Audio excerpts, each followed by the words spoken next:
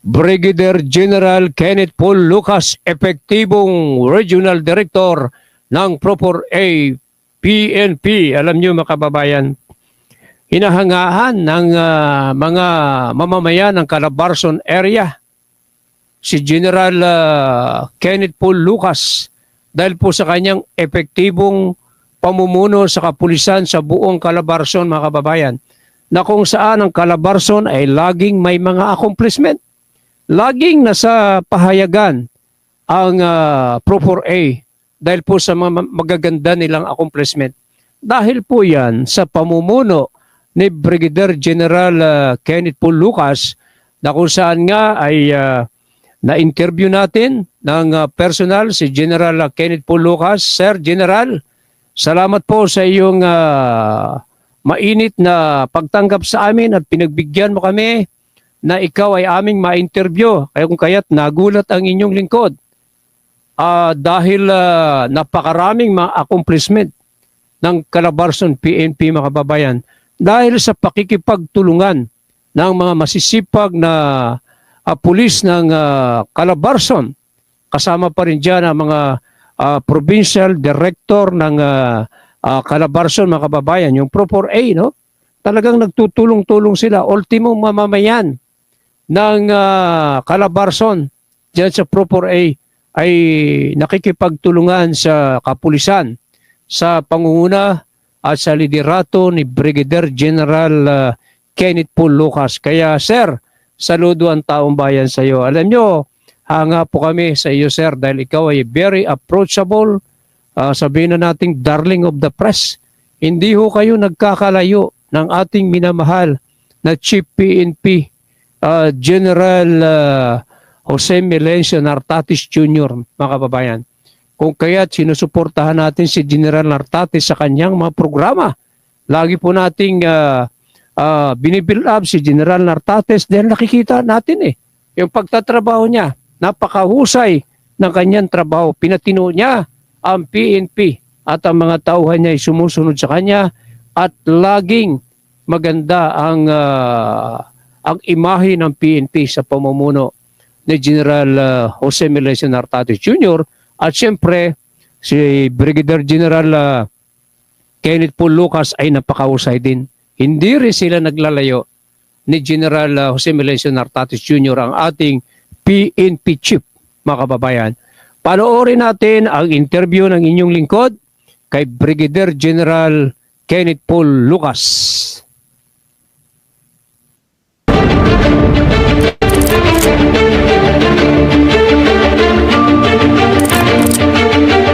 Okay mga kaibigan, mga kalatigo, narito tayo ngayon sa tanggapan ng butihing at napakasipag na Regional Director ng PNP Region 4A sa katawan ni Brigadier General Kenneth Paul Lucas, na kung saan ay maraming mga natutuwa sa accomplishment ng Calabarzon PNP, kung saan ang datos na ating nakuha, napakagaling ng accomplishment ng PNP Region 4A, kung saan simula nitong October 29 hanggang alas 6 ng umaga, October 30, 2025. Ang accomplishment sa illegal drugs, naka-aresto sila ng 36 at number of operation ay 53 at ang shabu na kanilang nakuha confiscated 225.89 grams, kung saan ito ay may estimated value na 1,536,050. Sa mga person arrested, 5. Number of operation, 5. Confiscated, 5.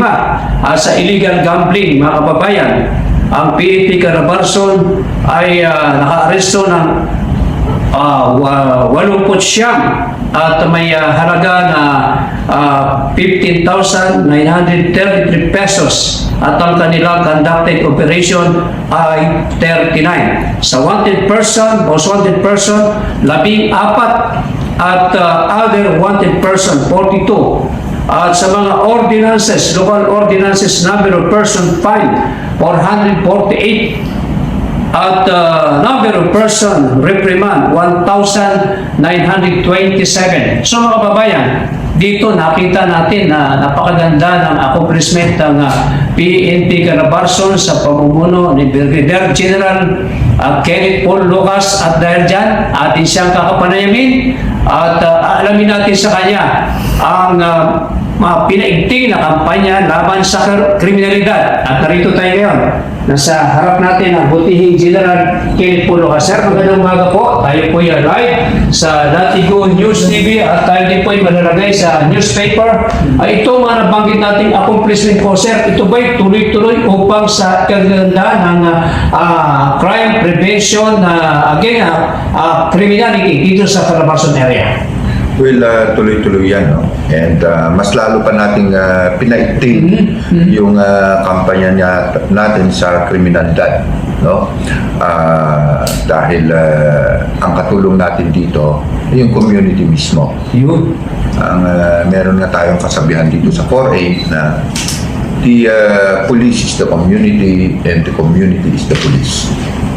Without the community, hindi kakayanin ng police, no? Yes, sir. So yung nabanggit nyo na accomplishment natin yan, pinagtulungan yan ng community tsaka yung police.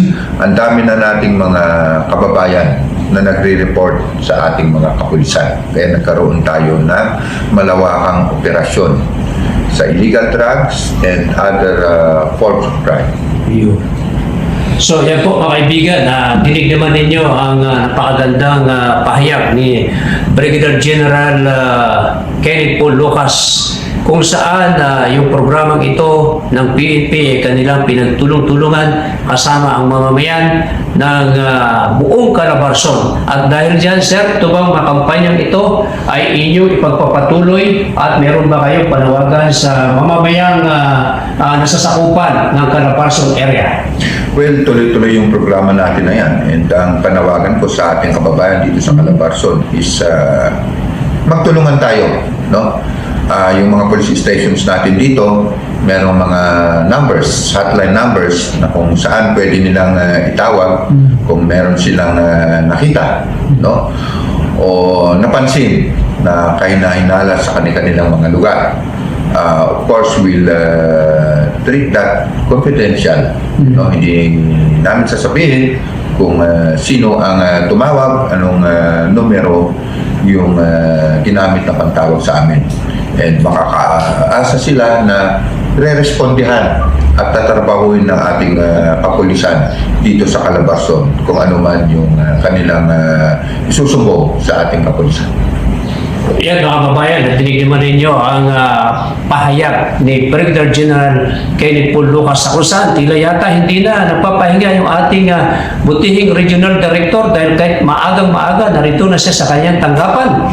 At mula rito sa kanyang tanggapan sa Camp Vicente Lim, ito yung Kalatigo, Camario, Batigas. Maraming salamat. Ayan mga kababayan, nadinig naman ninyo at napanood ang ating interview sa napakausay na Regional Director ng Pro4A.